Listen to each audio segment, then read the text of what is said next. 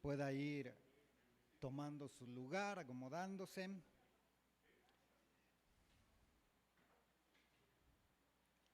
Para que podamos comenzar. Le damos gracias a Dios por otro... no era para mí.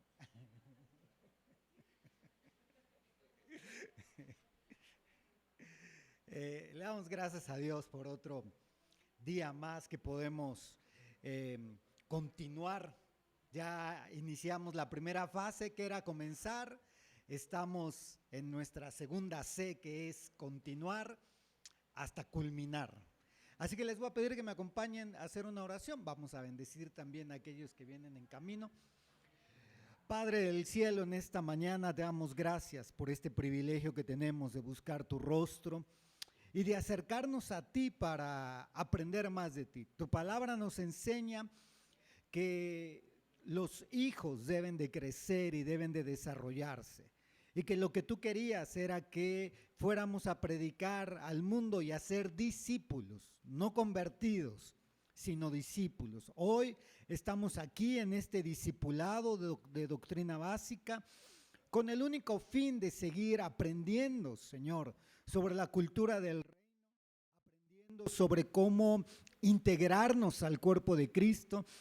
Y aprendiendo, Señor, cómo dejar todas aquellas costumbres, hábitos y cosas que traemos del mundo, integrar a esta nueva vida maravillosa que es en Cristo Jesús. Hoy te pedimos, abre nuestro entendimiento, abre nuestros oídos, danos esa luz que necesitamos. Reconocemos que nada bueno puede salir de nosotros y reconocemos que toda buena dádiva y que todo don perfecto proviene de lo alto, del Padre de las luces. Bendecimos a nuestros hermanos que vengan en camino, te pedimos que los guardes, y a todos aquellos que hoy no pudieron estar físicamente aquí y que nos escucharán después en el video, los bendecimos en el nombre de Jesús. Gracias Padre, gracias Hijo y gracias Espíritu Santo. Amén y amén. Muy bien, vamos a comenzar. Les agradecemos a todos aquellos que pudieron cumplir con sus tareas. Les agradecemos mucho su esfuerzo, su dedicación. Es bien importante que usted se dé tiempo para escribir, para estudiar. Es bien importante que lo hagamos. Así que lo motivo a que se siga esforzando, a que se siga empeñando en dedicarle ese tiempecito que las tareas requieren. Si se da cuenta, no son tareas complejas, pero déjeme darle un consejo. ¿Me recibe un consejo? ¿Sí? Ok, gracias a Dios. Bueno, déjeme darle un consejo. El consejo es que, y lo decimos para los que están aquí y para los virtuales que tenemos, que es bien hermoso que usted camine la milla extra. Es bien hermoso que nosotros les decimos al menos 5 versículos y nos mandan 15. Es muy bueno, lo felicito y que Dios le bendiga. Pero quiero hacerle una sugerencia diagonal consejo, que es que la milla extra que recorramos sea después de haber hecho la primer milla completa. Porque si no, solo estamos agregando muchas cosas sin entender posiblemente lo básico. Entonces, y le quiero sugerir, si tiene alguna duda, por favor, ahí estamos en el WhatsApp, escríbame. De pronto no tenemos los números registrados y no sabemos ni quiénes nos estamos escribiendo.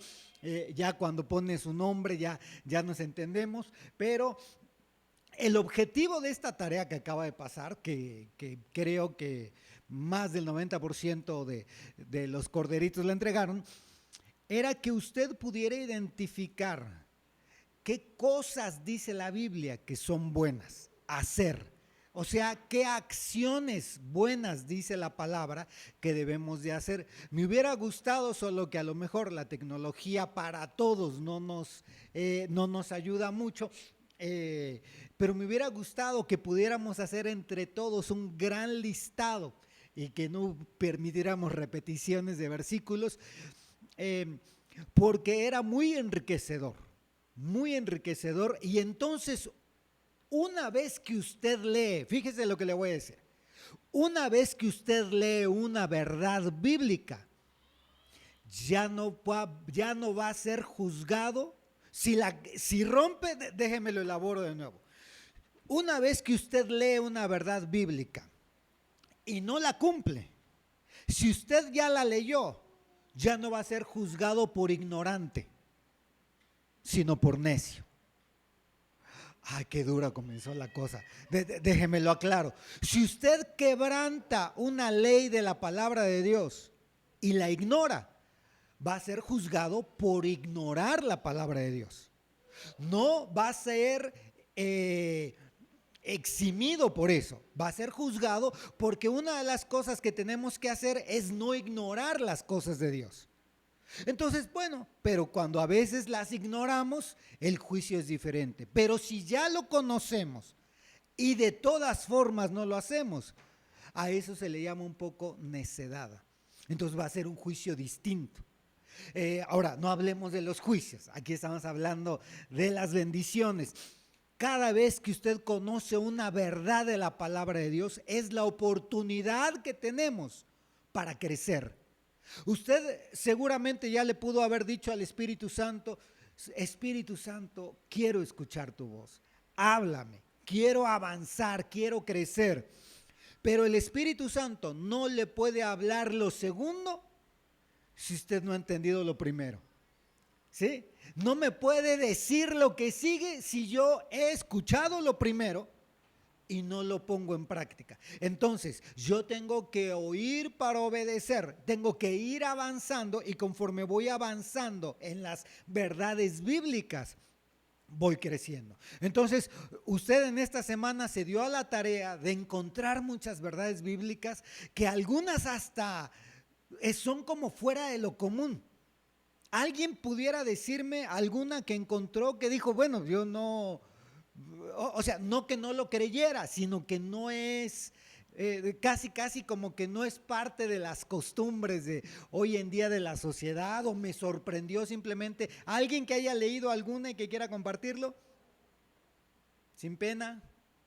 ¿Nadie? Sí, sí. A ver, hermana, adelante. Si se puede poner de pie y con voz fuerte.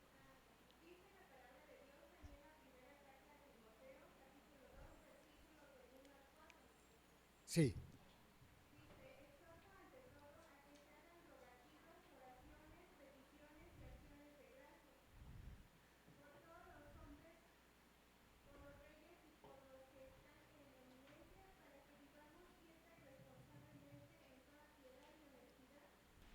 Esto es bueno y agradable delante de Dios, nuestro Salvador, en cualquier... Santo es el Señor. ¿Lo repito? No, hermana, así está bien. ¿Cómo termina? Dice, por esto es bueno, agradable delante de Dios, nuestro Salvador, el cual quiere que todos los hombres sean salvos y vengan al conocimiento de la verdad. Amén. Bueno, yo en el comentario le puse que es bueno hacer rogativas, oraciones, peticiones y acciones de gracias por todos los hombres, porque nosotros, la Iglesia de Cristo, somos columna y baluarte de la verdad. Dios nos ha dado esa encomienda porque el propósito de Dios que todos vengamos al conocimiento de la verdad, porque no quiere que ninguno perezca. Este es un beneficio para nosotros mismos, porque un día estaremos delante de Dios y nuestras obras serán pasadas por el fuego para ser probadas, como dice en la primera carta a los Corintios, capítulo 3, versículos del 12 y 13. Dice la palabra de Dios: y sobre este fundamento alguno edificare, oro, plata, piedras preciosas, madera, heno, hojarasca, la cual de... Santo es Dios. La obra de cada uno se manifestará porque el día la declarará, pues por el fuego será revelada, y la obra de cada uno, cuál será el fuego, la probará. Y luego dice en el 14: si permaneciere la obra de alguno que sobreedificó, recibirá recompensa. Por eso debemos procurar andar en obediencia para poder estar en sintonía con nuestro Dios y que Él nos use en lo que Él desee, para que el día que suceda este acontecimiento no nos alejemos avergonzados y el cual nos diga: en lo poco fuiste fiel y en lo mucho te pondré. Entra al gozo de tu Señor, porque Dios nos dio los dones y talentos, o sea, para esa causa. Amén, amén. Y por eso es bueno hacer rogativas, peticiones, acciones de gracias por los hombres, o sea, porque para que desarrollemos esos dones y talentos. Amén, así es. Y se de ese hecho de que todos vengan al conocimiento de la verdad. Así es, Ay, amén. santos. Gracias a Dios, hermana. Muchas gracias. Entonces, la Biblia dice que es bueno que oremos por todos los hombres. Es bueno orar y luego aclara, hacer rogativas, acciones de gracias. No, es que yo creo que es mejor la intercesión. No, es que yo creo que es mejor leer la palabra. No, pues la Biblia dice lo que es bueno. Y no hay una cosa que sustituya a la otra, todo se complementa. Entonces es bueno orar por todos, por los vecinos y aún por los que nos caen mal, ¿no? Es bueno orar por ellos. ¿Alguien más? ¿Alguien? ¿Alguna cosa? Sí, hermanita Viri. Pásale, por favor.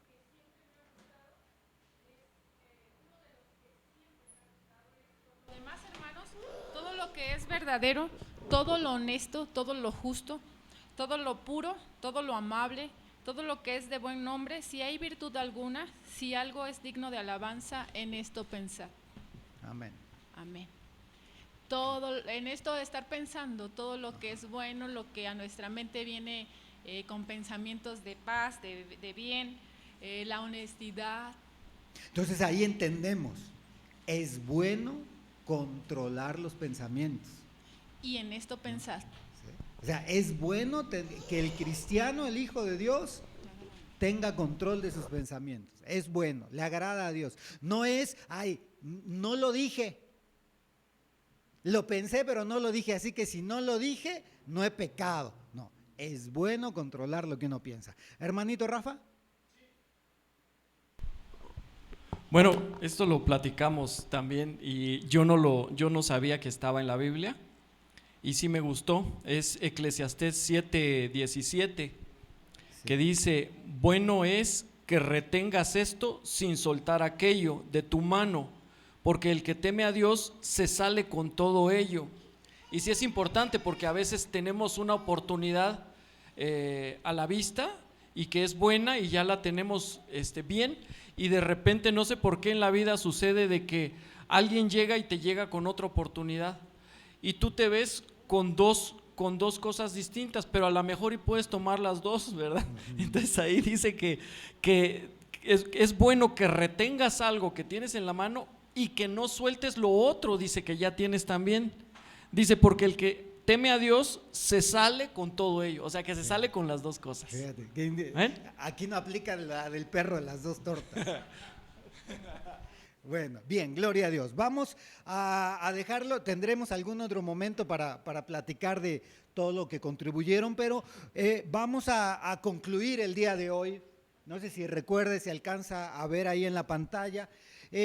Vamos a recapitular un poco para que estemos en contexto, que antes de comenzar todo el proceso que Ruth iba a enfrentar para ser adoptada como una hija del pueblo de Israel, ella tuvo el deseo y manifestó 8 cosas. Lo vimos la vez pasada y después vimos en la palabra cómo hay 8 versículos en el libro de Ruth, que solamente son 4 capítulos, donde se le dice a Ruth: hija mía. Recuerda, usted es hijo de Dios y estamos en ese proceso. Recuerde que desde el inicio no se le dijo a Ruth: te vas a convertir en hija. Desde que entró al pueblo de Israel, desde que llegó a Jerusalén, Ruth ya le dijo: eres hija, Y todo el tiempo le estuvo confirmando estos 8 puntos. Ahorita lo vamos a ver más a detalle, pero vimos la vez pasada el primer punto, que era la visión. Se le dijo a Ruth: ve, hija mía. Después se le dijo la obediencia, pero mire, aquí no me quiero quedar, porque ahorita vamos a ver ese detalle. Tuvimos este esquema en donde decíamos: nosotros, al igual que Ruth, moabita, un extranjero del pueblo de Dios, mire, en el oriente, y estos pueblos del oriente tienen costumbres distintas, sin hablar específicamente de los judíos, sino el oriente tiene costumbres, y digámoslo así, religiosas distintas a las de Occidente. En la gente del oriente, todos los países o la mayoría de Medio Oriente, tienen costumbres. Por ejemplo, desde niños están acostumbrados a orar. En Occidente están acostumbrados desde niños a bailar, y a otras cosas. Tenemos costumbres muy distintas. ¿Cómo le hacemos para meter a alguien que tiene costumbres muy distintas a una cultura que no es parecida a la que nosotros tenemos? Y que sabe, para este proceso, déjeme saco mi rayo láser para poderle señalar, ¿no? Para este proceso, que una persona del mundo pueda entrar al pueblo de Dios, ¿sabe qué es lo que ha sido más fácil en toda la historia de la iglesia cristiana? Meter el mundo al pueblo de Dios. No sacar del mundo a los cristianos, sino meter el mundo a ese proceso. Nosotros le llamamos la babilonización de la iglesia. La iglesia la convierto un poco más mundana. Se oye muy grave, pero eso es así. La hago un poco más mundana, que se parezca más al mundo, para que la gente que viene del mundo, ¿qué pase? Se sienta más cómoda, no se sienta como pez fuera del agua. A los jóvenes del mundo, ¿qué clase de música les gusta? Les gusta esa. Bueno, hagamos algo dentro de la iglesia que sea parecido y se adapte. Y así, con muchas formas. Miren, ¿no? Yo he visitado muchas iglesias, seguramente Josué también, y estuve en una en donde era de pastores americanos, en donde ellos decían: nosotros no celebramos el Halloween. Y todos, pues claro, ¿no? Nosotros no, eso es una cosa mundana. Sí. Pero hacemos un festival de otoño el 31 de octubre, así que pueden venir disfrazados, pero no de cosas malas, porque no festejamos el Halloween, ¿verdad? Pero pueden venir disfrazados de superhéroes y les vamos a repartir dulces y todo. Maquillaron las festividades del mundo para meterlas a la iglesia. Entonces, ¿tú vas a ir al Halloween? No, voy al festival de otoño, le llamamos. Oye, ¿vas disfrazado? Sí, pero voy de Superman. Entonces, adaptan la iglesia a que se parezca al mundo. ¿Y sabe qué? Ese es un futuro fracasado, no la persona. El futuro que puede tener esa congregación en Cristo, al final será un fracaso, porque no podemos, es imposible tomar la palabra de Dios y vivirla con las costumbres del mundo. Así como Ruth, lo que tuvo que hacer es renunciar a la vida que tenía, renunciar a sus creencias, renunciar a lo que estaba habituada a vivir y meterse a la iglesia de Dios. Un último ejemplo es cómo se llevan las relaciones de pareja en el mundo. Bueno, pues está bien, pues acá nada más que hay que hacerlo de una manera más santa, ¿no? Y si los muchachos, aquí tenemos varios, en la escuela ven pues, que todo el mundo tiene sus relaciones de noviazgo normal, pues en la iglesia también hay que tenerlas, pero de una forma pues más controlada y más santa. Pero la diferencia es lo que la Biblia dice.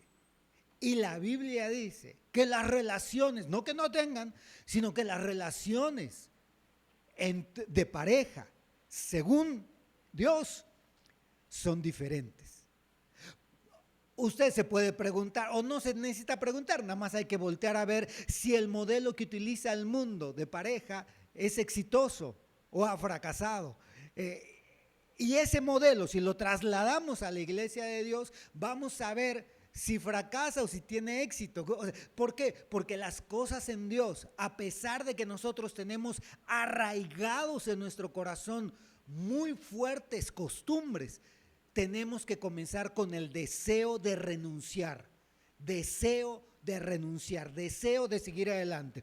Y una vez que yo tengo ese deseo, puedo pasar a integrarme y a hacer las cosas que los hijos de Dios hacen. Vimos espigar, servir, adorar, para después poder tener cierta clase de galardones. Entonces, ya vamos avanzando.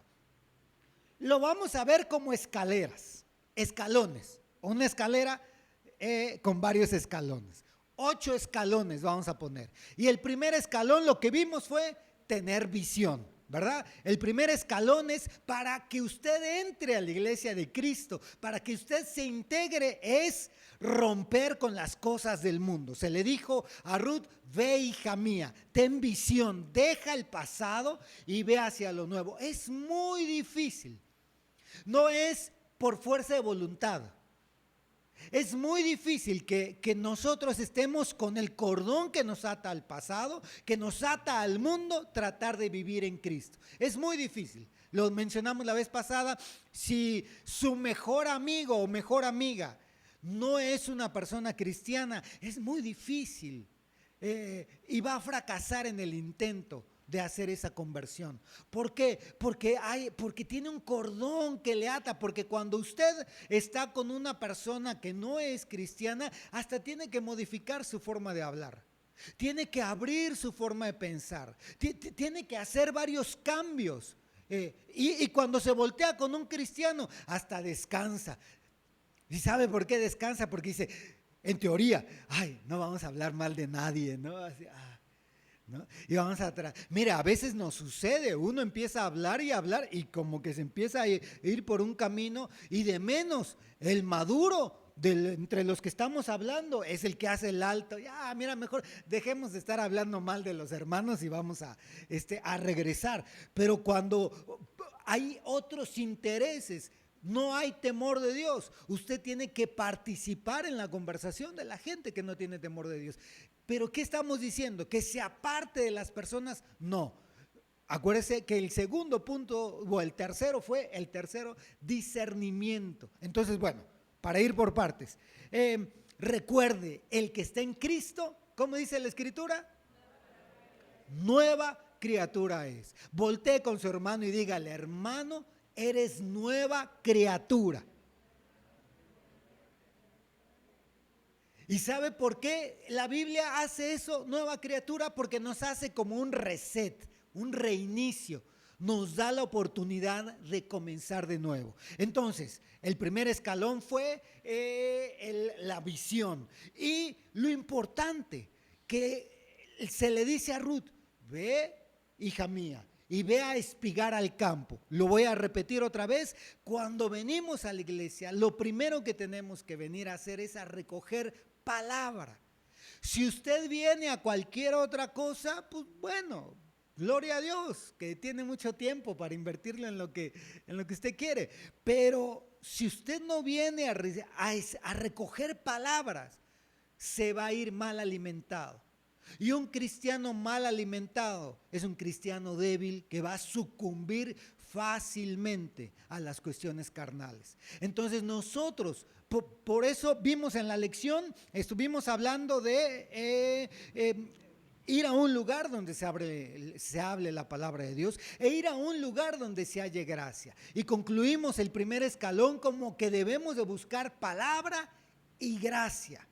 Que no todo sea, es que vamos, un día a mí me dijeron: mira, hermano, la clave para que tu familia se salve, tu hermano, yo estaba muy joven y en el evangelio muy nuevo, y me dijeron: ¿quieres que se salve alguno de tu familia?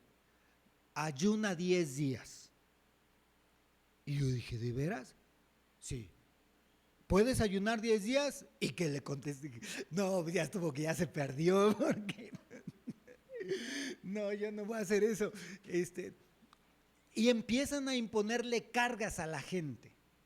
Si en un lugar, llámese hasta nosotros, le ponemos cargas que ni nosotros llevamos, ya no hay gracia.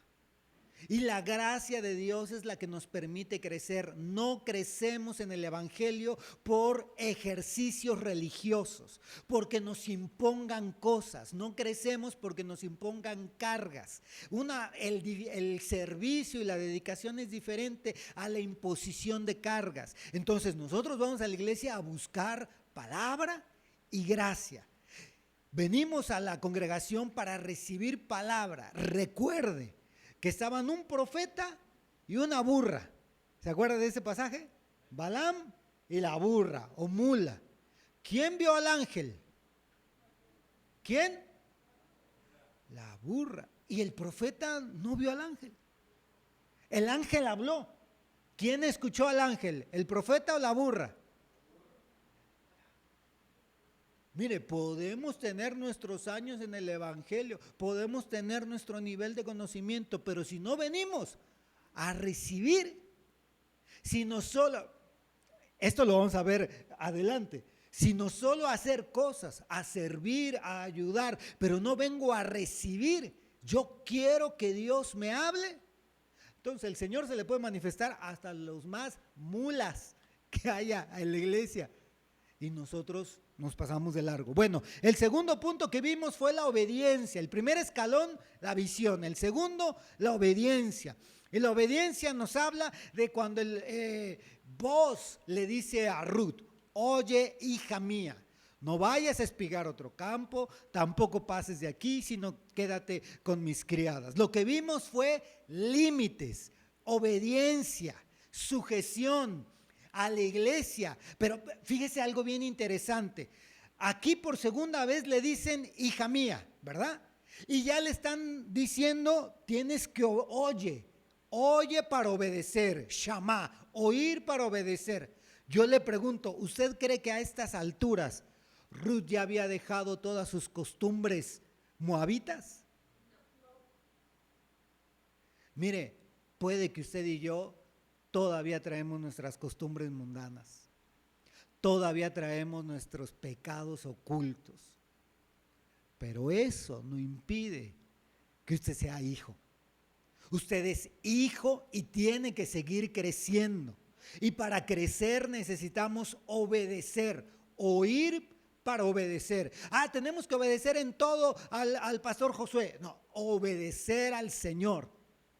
Y el Señor usa a sus ministros y a sus delegados y a sus siervos para darnos a conocer su palabra. Pero entonces, no, es que otra vuelta la regué. Otra vuelta, es que me volví a pelear, es que volví a gritar, es que volví a hacer esto, es que volví a mentir, volví a hacer aquello, es que volví a hacer estos pecados que traigo arrastrando desde el mundo. Insistimos, usted es hijo. Siga adelante. Usted es hijo y necesita continuar. Y entre más avance, más fácil va a ir derrotando esas carnalidades y esas costumbres mundanas que todavía traemos del mundo. Amén. Ok, tercer punto vimos discernimiento. El hijo o el cristiano o el mundano que viene y se quiere integrar al cuerpo de Cristo debe de aprender a discernir, debe de aprender a distinguir lo que es bueno, lo que le agrada a Dios. Hay otro versículo que habla acerca de separar lo santo de lo profano, saber qué le agrada a Dios y qué no le agrada a Dios. Eso ya usted se volvió experto con su tarea que hizo, ¿verdad? Porque le dice Noemí a Ruth: es bueno, hija mía, esto que vas a hacer es bueno. Aprende a distinguir lo que es bueno. Es bueno salir con las criadas, con los siervos. No es bueno que te maltraten. Mire, a veces estamos tan necesitados que la gente llega a las iglesias, lo voy a decir con todo respeto, al fin no estamos en línea, pero así con mucho respeto, no es para usted, pero en algunas iglesias la gente siente bien que la golpeen. A ver, bola de estúpidos, usted anda haciendo todo esto y cree que el Señor le va a permitir sus pecados. Está usted, y empiezan a levantar la voz no sea que te maltraten en otro campo. Si usted ya decidió integrarse en esta congregación, gloria a Dios. Si está en ese proceso de decisión, discierna bien. Y a donde vaya, que haya palabra, que haya gracia, no legalismo, que haya gracia, pero que no lo maltraten. No tiene usted, ni yo, por qué soportar maltratos de nadie. Ay, no, me voy de la iglesia. El hermano Carlos dijo que no me maltrataron. Y la hermanita Ruth me dijo que el guisado que traje, pues que estaba echado a perder. Y sí es cierto, pero me maltrató. Me dijo casi mala cocinera. Entonces me voy. No, maltrato, usted me entiende, ¿verdad? Maltrato es que abusen de la autoridad, que abusen de sus facultades y que a uno lo humillen. Una cosa es que Dios nos humille y otra cosa es que las personas nos humillen. Es bueno tener discernimiento y entender. Y luego vimos el siguiente punto, que era la seguridad. Vimos que la suegra Noemí le dijo a Ruth: hija mía, no he de buscar seguridad para ti, para que te vaya bien. Otras versiones dicen: no he de buscar un hogar para ti. Seguridad es un hogar. Y aquí empieza algo bien interesante, porque entonces la iglesia de Cristo, no las cuatro paredes, la iglesia, lo que nosotros somos, se convierte en un hogar, en un refugio. Se convierte en un lugar en donde yo me puedo sentir seguro. Mire, si usted viene y no siente confianza, no se siente seguro, difícilmente se va a integrar. No podemos integrarnos en un lugar en donde no confiamos. Sí, yo he escuchado en otros lugares, ¿no? Donde, no, yo vengo a escuchar al hermano, sí. No confío en él porque siento que le saca el dinero a las personas, pero lo vengo a escuchar porque cuando habla ciertos temas se me hace muy interesante, pero no confío en lo demás. Una vez yo terminé de dar un estudio en la Ciudad de México y se acerca un joven que quería hablar conmigo y me dice, oiga, fíjese que es bien interesante lo que usted está hablando. Yo he leído mucho de historia, de hecho soy profesor en una preparatoria y pues me gustan mucho las bibliotecas y todo, y usted está en lo correcto en lo que está diciendo. Le digo, vaya, gracias por confirmarme, ¿no? Me dice, mire, tengo varias preguntas. No me interesa el tema de la relación con Dios. No me interesa toda esa parte que usted dijo de entregarle nuestra vida, no me interesa, pero se me hace muy interesante lo que usted explica, así que quisiera que conversáramos un rato más. Y le dije, ok, ¿no estás interesado en Dios? Yo no estoy interesado en platicar contigo. ¿Quieres saber más? Vete a una biblioteca y lee otros libros, ¿no? Si no estás interesado en lo que a nosotros nos interesa, es decir, en el centro de nuestra fe, va a ser muy difícil que uno se integre. Va a ser muy difícil. ¿Por qué? Porque vamos a estar forzando algo. Entonces, la iglesia debe de ser un hogar y debe de ser un lugar de confianza para nosotros. Y aquí lo aclara: para que te vaya bien. La iglesia se va a convertir en un refugio. Es un refugio, es un lugar en donde nos vamos a cubrir, en donde vamos a escuchar cosas en la calle y a veces no vamos a saber qué contestar. Y cuando entramos por esas puertas y entramos, por ejemplo, se nos hizo tarde, venimos estresados del tráfico y todos molestos y llegamos corriendo y es otra atmósfera. Es una atmósfera de paz. Bueno, a veces algunos hermanos estorbamos, ¿verdad? Y ponemos nuestras caras y todo eso. Pero es una atmósfera en el que decimos, ya estoy en casa, estoy en el refugio. Por eso el salmista decía, prefiero un día en tu casa que 1000 fuera de ellos. Porque en su casa hay paz, en su casa hay una unción especial. Mire, es bueno que usted y yo tengamos la Biblia lo dice, debemos de tener nuestro aposento secreto, debemos de orar en nuestra casa. Y ahí hay una bendición especial. Pero hay una bendición especial en la iglesia de Dios. Cuando nos reunimos en su casa, cuando hacemos un culto y estamos reunidos los hermanos, hacemos eso, se une el cuerpo de Cristo y cuando está el cuerpo de Cristo hay seguridad, hay reposo, hay confianza. Bueno, déjenme, vamos más adelante para poder terminar. Ruth capítulo 3, versículo 3. Bien importante este versículo en todo. Le dice Noemí a Ruth, lávate, pues úngete y ponte tu mejor vestido y baja la era, pero no te des a conocer al hombre hasta que haya acabado de comer y beber. Le está dando las instrucciones. Recuerde que Noemí es una figura del Espíritu Santo y le está dando las instrucciones a Ruth, a la que es la iglesia, de cómo presentarse ante Booz. Booz es una figura en algunos momentos de Cristo. Entonces, ¿cómo la iglesia se debe de presentar ante Cristo? Dios nos ama a todos por igual y yo le puedo hablar a Dios como yo quiera. El Señor y yo nos entendemos. No, la Biblia no dice eso. Y la Biblia nos da esta pista, estas claves maravillosas, que dice primero, lávate. No dice que nunca vamos a estar sucios, ¿cierto? El lávate quiere decir estás sucio. Te vas a presentar al Señor, lávate, límpiate. La intención de presentarse delante de Dios y con esa actitud de decir, yo reconozco que me voy a presentar delante de Dios, esa intención de presentarme ante el Señor incluye ya un deseo de limpieza. Cuando yo reconozco que para estar delante del Señor tengo que estar limpio. Entonces, Noemí le dice a Ruth, lávate. Luego le dice, úngete, perfúmate, habilítate, actúa como un hijo, no como un moabita. Ya no eres del mundo, ya no eres como ellos se comportan. Te vas a presentar delante del Señor, úngete como los hijos de Dios lo hacen. El ungimiento era para consagrar, era para perfumar, era para habilitar. Entonces se le dice a Ruth, úngete. Y luego le dicen, ponte tu mejor vestido. Mire, lo podemos tomar literal, pero el punto específico aquí es espiritual. Hay que quitarnos las ropas, los vestidos del mundo. Hay que quitarnos esas coberturas del mundo. Hay que cambiarnos eso y ponernos un vestido nuevo. Fíjese, la Biblia dice que el lino fino, hablando espiritualmente, que el lino fino son las obras justas de los santos. Entonces, nuestras vestiduras se van componiendo de acuerdo a nuestras acciones. Nuestras vestiduras espirituales las vamos adquiriendo de acuerdo a nuestras acciones.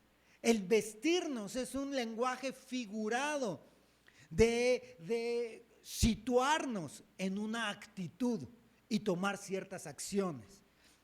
Entonces, cuando yo en este sentido espiritual hago buenas obras como las que leímos, como las que estudiamos, resulta que me estoy poniendo un vestido, me estoy vistiendo de lino fino, obras justas de los santos. Y así hay varias clases de vestimentas en la Biblia, no nos vamos a detener en eso, pero entonces para presentarnos delante del Señor le dicen a Ruth, lávate, le dicen, úngete, ponte tu mejor vestido. Ahora, ¿se vale lo literal? Sí. Ay, hermano, que el Señor así, mugrosos nos ama. Sí, hermano, mugrosos nos ama. Pero viene a la iglesia, lávese, báñese, únjase, perfúmase, póngase su mejor vestido. También lo tomamos literal, porque venimos a presentarnos delante del Señor. Y luego dice, baja a la era, humíllate cuando vas a los terrenos del Señor. Humíllate, desciende, sé humilde, no uno venga con aires de grandeza. El que se integra al cuerpo de Cristo debe de saber que cuando venimos a la iglesia, cuando venimos a integrarnos, siempre debemos de venir con humildad. Debemos de venir a buscar al Señor. No, es que nos vestimos de una forma los que tenemos tantos años de conocer al Señor. Los que tienen este nivel socioeconómico se sientan por favor de este otro lado. No, venimos y con una actitud humilde a buscar del Señor. Y así vamos a encontrar que el Señor responde, porque cuando Noemí le dice a Ruth todas esas instrucciones, resulta que todo da resultado. Que Ruth alcanza la bendición de Booz a la que estaba tratando de llegar. Luego viene el siguiente punto que le dice, el siguiente paso en este proceso que se le dice a Ruth es la cobertura. Me voy a detener un poco aquí, pero vamos a hablar de esto. Entonces dice Ruth capítulo 3 versículo 10, él dijo, le dice Booz a Ruth, bendita seas del Señor. Fíjese, estamos, ¿qué punto es? ¿Qué número es este? 1, 2, 3, 4, 5. El número 5, ¿qué simboliza en la palabra? Gracia. En este punto, Ruth ya era totalmente ya había dejado de ser una moabita, pero físicamente tal vez no. Pero por la gracia de Dios, Booz, que es la figura de Cristo, la ve como hoy Booz lo ve a usted, la ve a usted y le dice, bendita seas del Señor. Usted, hermano, hermana, ha escogido un buen lugar. No este. Ha escogido estar aquí domingo, 10 de la mañana, pudiendo quedarse a descansar después de la pachanga del sábado o cosas así. Bendito sea, hermano, por estar aquí, por buscar del Señor. Eso le dice Booz a Ruth, bendita seas del Señor, hija mía, bendita seas, hija. Todo el tiempo se le está aclarando, hija. Y fíjese lo que dice, has hecho tu última bondad mejor que la primera, al no ir en pos de los jóvenes, ya sean pobres o ricos. Entonces fíjese lo que le está diciendo, has hecho, lo último que has hecho es mejor que lo primero. Es decir, estás avanzando, estás cada vez haciéndolo mejor. Entonces, cuando vos reconoce en Ruth a una persona que tiene gracia, la bendice, reconoce que es hija y reconoce su avance. Ahora, déjeme avanzar un poco. Dice el versículo 9, vamos a irnos un versículo para atrás. Y él dijo, primero Booz le dice a Ruth, ¿quién eres? Y ella respondió, soy Ruth, tu sierva. Extiende pues tu manto sobre tu sierva, por cuanto eres pariente cercano. Y después le dice, entonces él le dijo, bendita seas del Señor, hija mía, has hecho tu última bondad mejor que la primera. Entonces lo primero que sucede es que Ruth busca una cobertura. Extiende tu manto sobre tu sierva. Ruth, este extender el manto es una figura de cubrir. Y vamos a hablar un poquito de la cobertura, pero quiero darle un pincelazo a algo antes. Ruth es quien busca que la cubran. La cobertura, lo que hacemos nosotros, lo que hacen los ministros en ministerios de Benecer, es extender una cobertura sobre las personas. Pero a veces esa cobertura es así como impuesta, cuando uno no la busca. Aquí la Biblia dice que el que se está integrando a la iglesia de Cristo es el que tiene que buscar la cobertura. Yo quiero, dice Ruth, que extiendas tu manto sobre mí. Yo quiero que me cubras, porque lo que hay en el manto es lo que va a haber es la bendición que va a venir sobre la persona. Mire, cuando a mí yo durante muchos años seguí al apóstol Germán. Mire, le estoy hablando de por ahí del 2004, 2003, ahí yo andaba siguiendo ya al apóstol Germán, pero sucede hasta años después que me integro directamente a Ministerios de Benecer. Años después, yo creo como unos 10 años, 11 años después, me integro directamente a Ministerios de Benecer. Y a mí siempre me había gustado el tema de la enseñanza, la palabra y todo eso, pero cuando me integro, me vuelve a aclarar lo que hay en el ministerio, la bendición que hay en el ministerio, va a caer sobre ti. ¿Qué bendición reconoces que hay en el ministerio? Yo en ese momento lo que dije fue la enseñanza. El apóstol Germán tiene una palabra maravillosa, una revelación tremenda.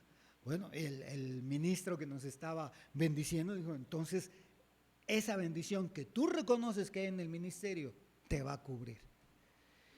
Y en ese tiempo yo comencé a predicar y vi la diferencia de mi forma de enseñar a cuando antes enseñaba.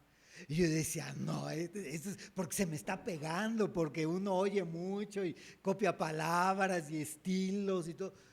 Y resulta que yo empezaba a leer las escrituras y decía, y esto nunca lo había comprendido de esa forma. Y se empezó a manifestar esa bendición. ¿Qué bendición reconoce usted que hay en nuestro ministerio? En Ministerio Ebenezer. Bueno, lo que usted reconozca, si usted recibe cobertura y camina como siervo bajo la cobertura, esa bendición, como dice el Salmo 33, caerá sobre usted. La unción, el buen óleo caerá sobre usted. Porque mire, bendito Dios, tenemos palabra, tenemos revelación y el objetivo, la parte importante de todo esto es que nosotros nos alimentemos y al alimentarnos podamos reproducirnos. Y al reproducirnos nos volvemos a alimentar y es un ciclo maravilloso. Pero bueno, quiero comentarle este otro punto antes de seguir hablando de la cobertura. Le dice así: extiende pues tu manto sobre tu sierva por cuanto eres pariente cercano. Y me voy a tomar 2 minutos para compartirle acerca del pariente cercano. El pariente cercano viene de una palabra hebrea que también se traduce como redentor. Yo espero que con esta pequeña explicación, cuando usted diga el Señor es mi redentor, su entendimiento sobre eso se ha multiplicado. El pariente cercano, había una ley, Levítico 25, si usted lo quiere leer en su casa con toda calma, Levítico 25, habla acerca de la ley del pariente cercano, que es decir, algunos a esa ley le llaman la ley del levirato, el que te pudiera dar descendencia a alguien. Por ejemplo, yo estoy casado con mi esposa y yo muero antes de tener descendencia con mi esposa y pareciera ser que mi descendencia murió, porque ya no pude tener hijos. Pero esta ley del levirato decía que entonces uno de mis hermanos, el pariente más cercano, podía venir y tener hijos con ella para darme descendencia a mí. ¿Sí me expliqué? Eso era el levirato. Entonces, Booz era un pariente cercano de Noemí. Pero esta palabra, que se llama Gaal con doble A, el pariente cercano se traduce como redentor, como el que redime, y oiga esto, como el vengador. En el antiguo pacto, cuando alguien venía y mataba a un miembro de su familia, usted podía ir y cobrárselas. Y cuando la ley lo agarraba a usted por haber asesinado a una persona y le dijeran, ¿y tú quién eres? Esa persona decía, yo soy un Gaal. Yo soy un vengador de la sangre, porque voy a vengar la sangre de mi pariente cercano. Entonces le permitían eso. Eso era la ley del talión, el ojo por ojo, el diente por diente, pero tenía sus límites, no nada más era que hubiera violencia simplemente. Entonces, la ley del pariente cercano permite que alguien que se vuelve parte de la familia o que está cerca de la familia, lo redima. Eso quiere decir que cuando usted viene a Cristo, y ahora a Cristo lo vemos como el hermano mayor, porque mire, Cristo, como dice la canción, es todo para nosotros. Yo puedo decir, ¿Cristo es mi Señor? Sí, amén, ¿verdad? ¿Cristo es mi Salvador? Sí. ¿Cristo es mi hermano mayor? Sí. ¿Cristo es el esposo de la novia del Cordero? Sí. ¿Cristo es nuestro todo? Entonces resulta que cuando yo vengo a Cristo y cuando yo me revisto de Cristo, cuando yo reconozco a Cristo como mi Señor y me pongo bajo su cobertura, Cristo se convierte en mi pariente cercano. Y como pariente cercano, Él me redime. Él puede ser mi redentor, pero el que es el redentor es el vengador de la sangre, es el que ¿Se acuerda aquel versículo que habla en Apocalipsis que dice que la sangre, ¿no?, de aquellos que han muerto en la tribulación? El libro de Hebreos es el que dice que aún la sangre de Abel clama. Entonces, el vengador de la sangre es aquel que se levanta para defender a los suyos.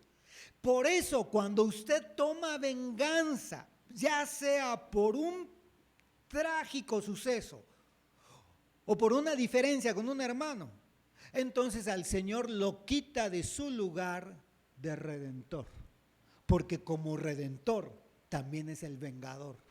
Entonces, cuando yo actúo por mi propia mano, yo digo, yo voy a cobrar venganza, esto que me hicieron no se queda así. Entonces lo que sucede es que le digo al vengador, que es el mismo, que es el redentor, le digo, ahorita no me funcionas, haz un lado, yo voy a actuar por mí mismo. Entonces, al convertirnos nosotros en el pariente cercano de Cristo, Él nos puede redimir. Él puede actuar como nuestro redentor y puede sacarnos, levantarnos, rescatarnos, darnos una oportunidad más. Ya me detuve mucho tiempo ahí, déjeme hablarle de esto un poco más. Génesis 24, 65. Y dijo al siervo, estamos hablando de Rebeca, ¿quién es ese hombre que camina por el campo a nuestro encuentro? Hablando de Isaac. Y el siervo dijo, es mi señor. Y ella tomó el velo y se cubrió. Mire, este versículo también lo utilizamos en la doctrina del velo. Aquí todavía no había iglesia del apóstol Pablo para enseñar y que las mujeres se cubran. Todo. Aquí estamos hablando en el libro de Génesis, que la mujer que habían tomado para ser esposa de Isaac, Rebeca, cuando reconoce a Isaac que viene en camino, dice que ella al verlo, toma su velo y se cubre. Queda bajo su manto. Es decir, reconoce autoridad. Entonces, en la cobertura, nosotros aprendemos a reconocer autoridad. Aprendemos a sujetarnos y a dejarnos cubrir. Porque a veces el tema es, mire, sucede cuando platicamos con otros ministros de otras iglesias, de otros ministerios, en donde yo tengo un pastor muy amigo mío en la Ciudad de México, en donde de pronto me dice situaciones que otras personas que son, haga de cuenta, ¿no?, que nosotros estamos aquí encargados del audio y del sonido, ¿eh? Y ahí están los hermanos de la alabanza. Entonces, delegan a un hermano en la alabanza, le dan cierta autoridad, pero el del sonido dice, no, pero como no es mi autoridad, ¿este qué? ¿No? Como no es mi pastor, ¿este qué me viene a decir? A ver, voy entrando por las puertas y está un hermanito que me dice que no me siente ahí y que no sabe que a mí ya me han delegado para esto, otro, aquello. No han aprendido el principio de la cobertura, la autoridad. Entonces, cuando me platican a mí, estos amigos que tengo de otros ministerios, y yo escucho cómo a ellos que son pastores, son ministros, solo porque hay otras ovejas que son como de otro redil, les hablan pues de una forma hasta maleducada, ¿no? Agresiva y todo. Le digo, oye, pero ¿esos hermanos ministran en tu iglesia también? Sí, también ministran, pero pues como son de otra área, no tienen doctrina. Lo que nosotros debemos de aprender es que en la cobertura hay sujeción. Y la sujeción es voluntaria. Porque fíjese cómo no dice que Eleazar, que es el siervo, que está, que es el que descubre que es el que le avisa a Rebeca que está viendo a Isaac, el siervo dice, es mi señor.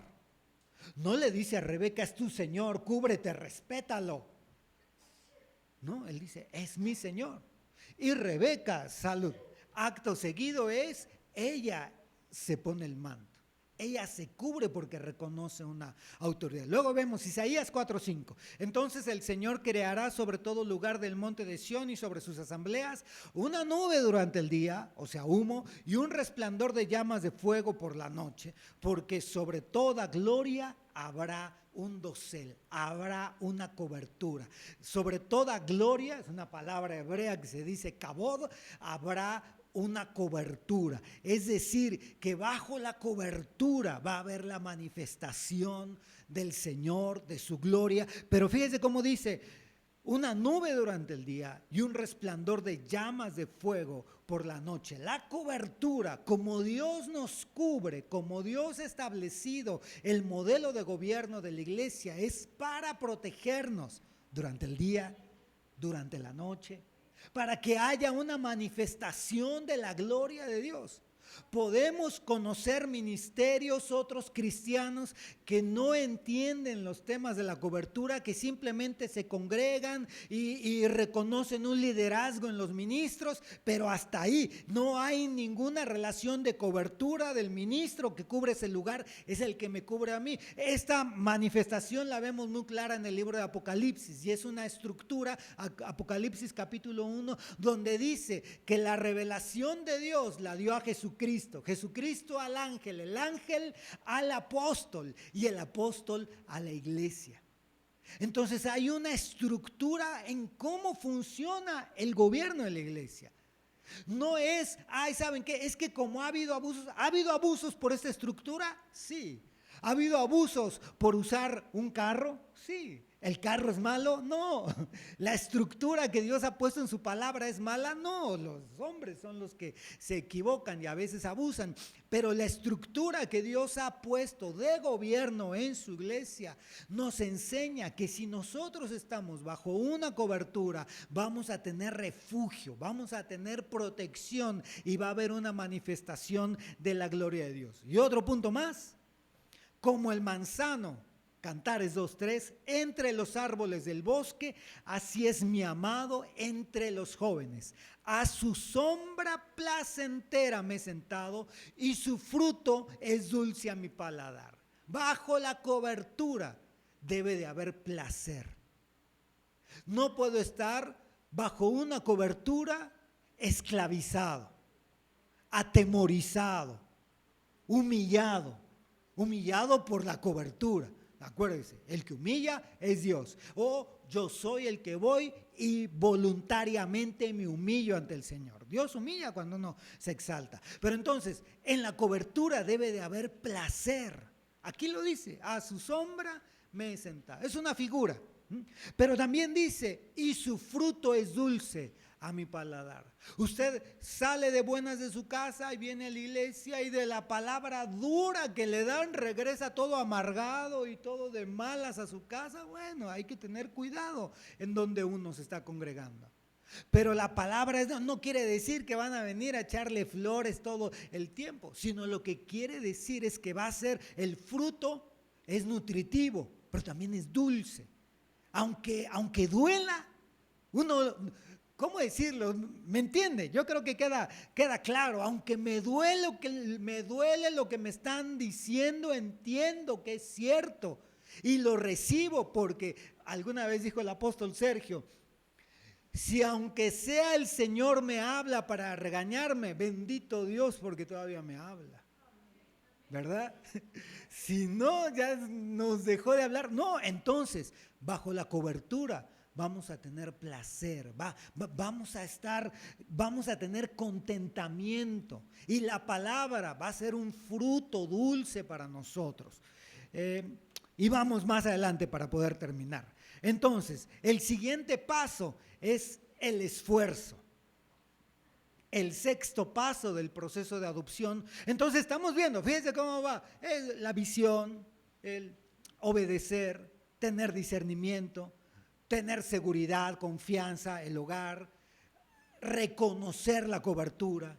Y ahora viene el esfuerzo, viene el que ya, fíjense hasta qué punto se nos pide una como actitud, una como fuerza de voluntad, digámosle así. ¿En qué momento ya entramos así nosotros directamente? Le dice en Ruth, ahora hija mía, no temas. Punto. Los puntos a veces como que no los respetamos y por eso hacemos nuevas doctrinas. Pero dice, ahora hija mía, no temas. El miedo, hermano, paraliza. El miedo, mire, el miedo hace que el hermano que está recibiendo una palabra de profecía no la dé. El miedo hace que usted que tiene un prejuicio no reciba. El pastor hace un llamado para ministrar y dice, voy a orar por los que tienen esta condición. En ese momento usted tiene esa condición, pero se acuerda de lo que le hicieron en el pasado cuando abrió su corazón. Tiene miedo y el miedo paraliza, el miedo estorba. El miedo es un motor que empuja, que impulsa, pero hacia atrás. Ahora, puede ser cierto el miedo que tiene. Mire, ¿se acuerda? Tenemos una frase que decimos que a Saúl la gente lo seguía con miedo y a David lo seguían danzando. Porque Saúl, si se enojaba con uno, lo mataba, ¿no? Ahí tenemos a David. David era su siervo. Imagínense que el hermano Josué fuera un líder como el rey Saúl. Que un día así le eche un ojo a usted y diga, ya me cayó, la próxima que pase por aquí le aviento el ventilador en la cabeza, ¿no? Así era Saúl. Y él seguía siendo el líder. Y a veces en la vida nos encontramos esa clase de líderes. Pero cuando llegamos a un punto, en una cobertura, en donde ahora podemos integrarnos y pasar este proceso de adopción, ¿sabe qué tenemos? Ese miedo. ¿Sabe qué decimos? No, mire, a mí ya no me la hacen. 2 veces no me la hacen. Bueno, una, hay que madurar, hay que aprender, ¿no? Hay que crecer, hay que entender que no se trata de que uno confíe ciegamente en las personas. De hecho, la Biblia dice que maldito el hombre que confía en el hombre, y esa es toda otra doctrina que tenemos, porque la Biblia enseña que hay 7 clases de hombres y enseña la Biblia que maldito el hombre que confía en un hombre inmaduro. Pero entonces, el miedo paraliza y el miedo puede impedir que usted reciba bendiciones. Aún más, el miedo puede llevarlo a tener problemas que todavía no suceden. Y por eso esta, que es 7ª parte, dice, ahora hija mía, no temas. Y luego le dice, haré todo por ti, haré todo lo que me pidas. Pues todo mi pueblo en la ciudad sabe que eres una mujer virtuosa. Haré todo por ti, todo lo que me pidas. Quiere decir que ya que uno hace a un lado el temor y ha recorrido estos escalones, entonces viene la recompensa de la visión, de la obediencia, del discernimiento, de la seguridad. Y el último punto, el 7 es el que viene, es la ofrenda. La ofrenda. Cuando llegó a donde estaba su suegra, esta dijo, ¿cómo te fue, hija mía? Y le contó todo lo que el hombre había hecho por ella. Y dijo, me dio estas 6 medidas de cebada, está hablando de vos. Pues dijo, no vayas a tu suegra con las manos vacías. Venimos a Cristo y ahora entendemos. En el mundo, todo el tiempo la costumbre es, la gente te quiere sacar dinero, la gente quiere robarte, pero uno se mete a cualquier organización, participa de cualquier cosa y tiene que hacer aportaciones.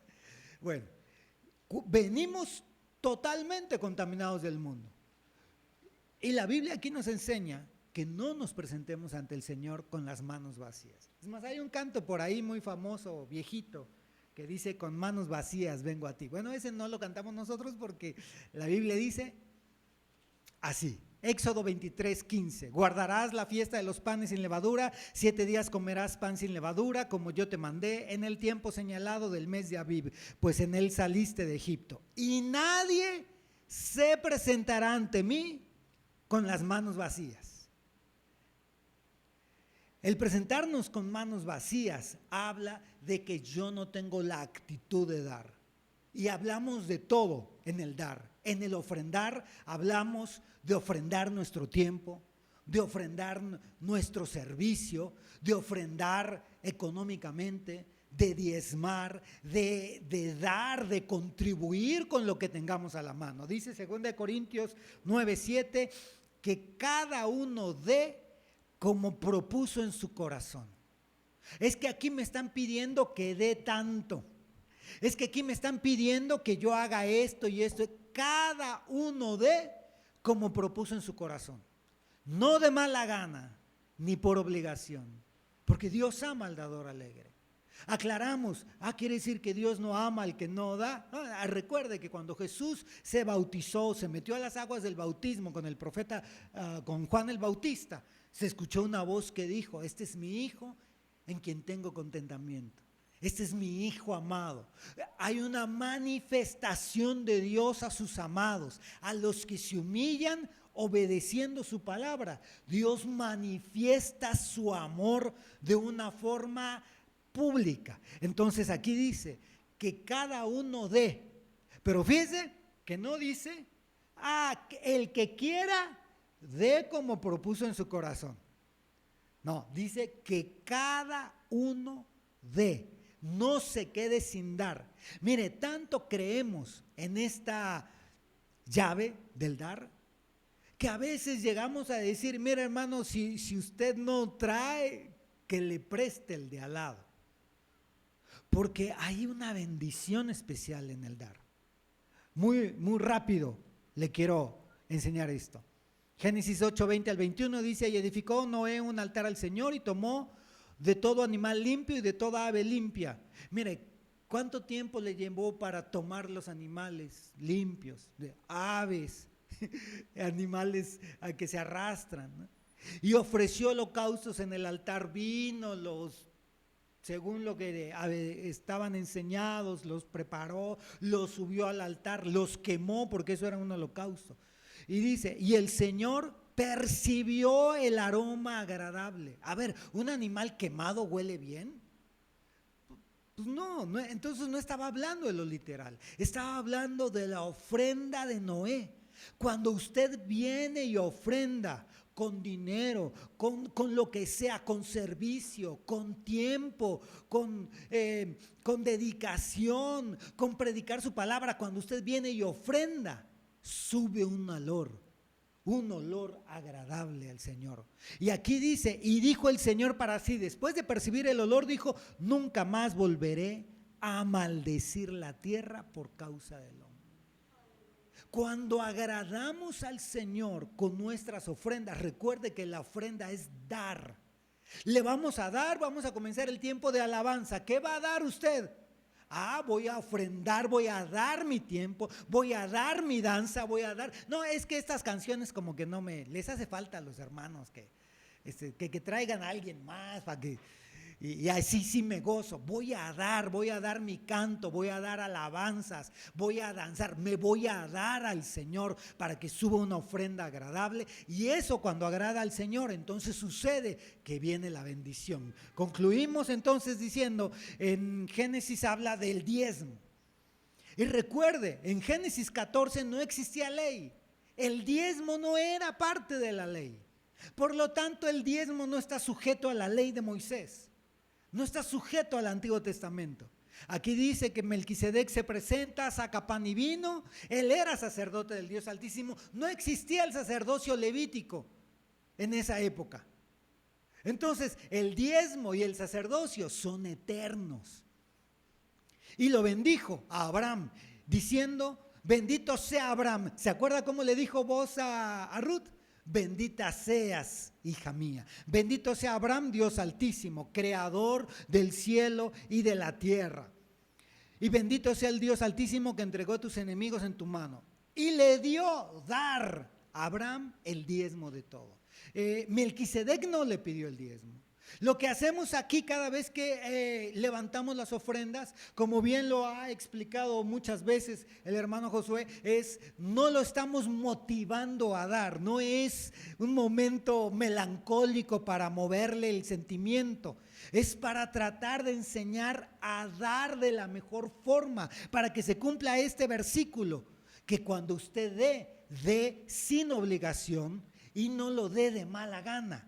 Lo doy porque tengo que dar, porque si no me va a ir mal. No, le enseñamos a dar, pero de una buena forma, a saber que Dios le va a bendecir cuando usted da. Entonces, esos fueron los 7 pasos. Y el último, y cerramos nuestro estudio de la adopción de Ruth, es el reposo. Ya que usted recorrió todo esto y ya que usted aprendió estas 8 cosas, visión, obediencia, discernimiento, seguridad, cobertura, esfuerzo y ofrenda, dar, entonces viene el reposo. Espera, hija mía, hasta que sepas cómo se resolverá el asunto. Porque el hombre, el Señor, no descansará hasta que lo haya arreglado hoy. Tu redención, le dijo Noemí a Ruth, ya está hecha. Pero es que hubo ahí un detalle, la forma en cómo lo van a sacar a usted, hermano, hermana, de su problema ya está hecho. El Redentor está actuando. Usted sea fiel, ofrende, usted sea fiel, sirva, lávese, únjase, adore, usted sea fiel, espere, escuche, repose. Descanse en el Señor, porque el resultado de todo lo que se le enseñó a Ruth fue para que al final Ruth pudiera descansar en el Señor. Ruth pudiera descansar y reposar, sabiendo que la obra que Dios estaba haciendo se iba a concluir. Amén y amén. Entonces, recuerda que se lleva la lección. Ahí vamos a enviar la tarea por WhatsApp, pero usted tiene la lección completa para que recuerde que hay que leerla, hay que estudiarla por completo, para que vea distintos puntos que hemos estado hablando aquí y usted pueda complementar toda la enseñanza. Ayúdeme a orar para concluir y que podamos comenzar nuestro servicio. Padre, en el nombre de Jesús te damos muchas gracias por tu palabra. Señor, confirma esta palabra en cada uno de nuestros corazones y permite, Señor, que podamos terminar este tiempo de enseñanza reconociéndonos hijos y como hijos sabiendo que vamos a desarrollar esta capacidad de poder atravesar todo este proceso de adopción y llegar al reposo, a entender que podemos descansar en ti. Gracias, Padre, permite que esta palabra quede sellada en nuestro corazón y que podamos, Señor, seguir avanzando en nuestro proceso de integración al pueblo de Dios. Gracias, Padre, gracias, Hijo, y gracias, Espíritu Santo. Amén y amén. Que el Señor le bendiga, hermano.